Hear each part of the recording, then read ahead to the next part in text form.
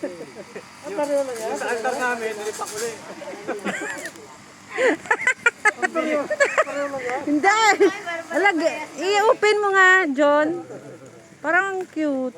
Okay, buksan niyo muna. Lahat yan, pareho, Day. Pareho. Ang ganda.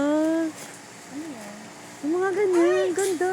Yan ang gusto kong ibigay kay Tong May. Naganap ako kahapon. Matagal ko na in order. Ano yan, Daynor? Anong kanto? St. Joseph. St. Joseph.